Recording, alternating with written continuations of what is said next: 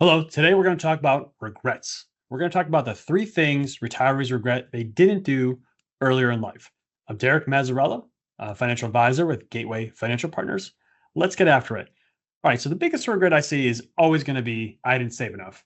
Pretty obvious. I'm not going to get into too much detail about that. So let's skip to the three kind of more unique ones that I see. So the first one is a big one. It's taxes. The way we're kind of taught right now to plan for taxes is we're going to save as much as we can on taxes this year. You talk to your accountant, they're going to give you a look back, they're going to pat themselves on the back. Hey, I just increased your refund by $1,000, let's say, right? You're pumped about your accountant, well worth the money.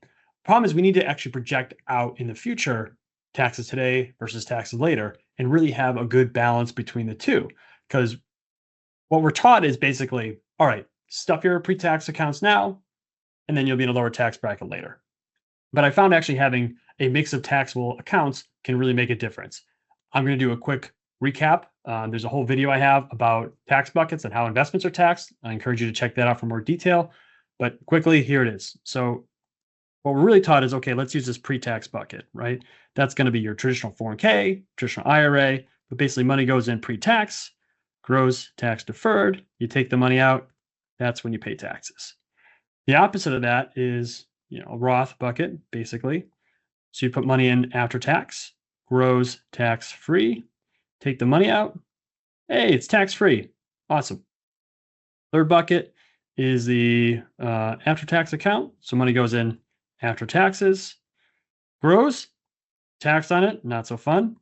You take money out, there's gains, you're taxed again. So not as tax efficient, but more flexible. What we found is many people are here, right? And they put most of their money there. They don't really think about providing balance. Because what's going to happen is life is not linear. So when you're in retirement, you're going to want to redo your kitchen. You're going to need to redo your roof. You're going to need a new car. And you're going to have these spike expenses that come up. And what happens is when you only have one bucket of money, you're going to withdraw from that, pay all taxes, and then you have some ripple effects. Your tax bracket could go up. And two, you could be your IRMA tax bracket could go up, which means your Medicare premiums can be more costly as well. So it has all these ripple effects that we want to make sure we're managing. One way to manage that and have a lot more control is mixing in Roth and after-tax money. But we have to do it strategically. So you want to think about, okay, what's the right mix to have now versus later? Generally, younger people want to lean more into the Roths. More seasoned people, more established people, the higher income earning years want to lean more into the pre-tax bucket here. Either way, you really want to try and have a mix, because one thing you really can't do, especially as a W-2 employee, is really manipulate your tax bracket. In retirement, though, when you get to choose which source of money you're coming from, one of the three, you can say, hey, this year I'm leaning to the Roth and take a little bit out of the pre-tax. You can really design your tax bracket with intention. That's a big regret I see in many retirees. Too often I get to them, hey, I saved all my money in here and I don't have that second and third bucket to withdraw from or manipulate. Definitely something to look out for. Okay, number two, conservative investing. All right, one of the old adages is own your age in bonds. I just turned 40. What's that? I don't look over 40. Thank you. You really just, that means if you want to own your age in bonds. So for me as a 4-year-old, that means I would have a portfolio that is 60% stock and 40% bonds. To me, at my point in life, I have 25 years to retirement till I'm 65. Retirement's going to be another 20 years after that. So I've got a 40 to 45 year window, hopefully, to invest. That is much too conservative for me looking at that window. And I'm going to get a little into it with this chart, but this chart is one of the things that I love because it basically shows two things on here. So one is how risky investments can be in the short term versus the long term and the growth of the portfolios over time.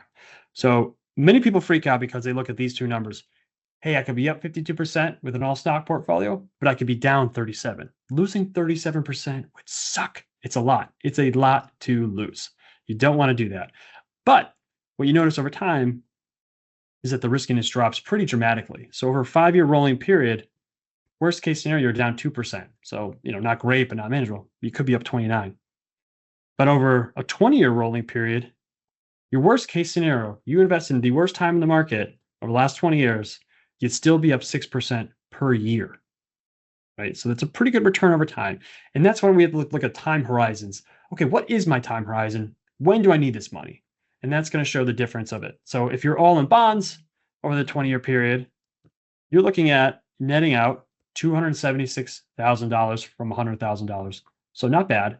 60 portfolio, you're at 600,000, but an all stock portfolio, you're at 895. That's a huge difference between an all bond portfolio and an all stock portfolio. Not saying it to be 100% stocks, but it's worth looking into what's my time horizon, how much risk can I take on, and figuring out, okay, what am I giving up? Because even, the difference here is $300,000 between a 60-40 and an all stock portfolio. That's a meaningful difference. That's meaningful income that you can create in retirement. So I don't want you to be too conservative, too early. You don't have to be all bonds when you hit 65. It's not the way to go. Retirement lasts longer than you think. Okay. And the third one, we're going to talk about being too frugal. All right. It's one of my favorite pictures here. We have a lovely old retiring couple. They took their whole life. They didn't spend. They just saved. We're going to do this stuff when we get to retirement. What's the problem we see here? They're falling asleep on a gondola, right? You want to take the time today and figure out, what do I need to save today to have a good retirement? Then you need to figure out, okay, can I spend today? And the answer should be yes. And if you can't spend today, we've got to figure something out. And this is where proper planning comes in, because I want you to be able to enjoy today, but also enjoy tomorrow and not worry about running out of money, because it's a huge fear of many retirees. And the challenge is they might go this person where they go way too frugal. They spend no money. They're 90 years old. They're trying to travel to Italy, not enjoying it. Would you rather travel to Italy when you're 45 and can walk around everywhere and enjoy everything and have a really great trip? So you really want to have that balance. And I see too many people often being too frugal with their savings and too frugal with their spending. You've got to enjoy today. Tomorrow's not promised.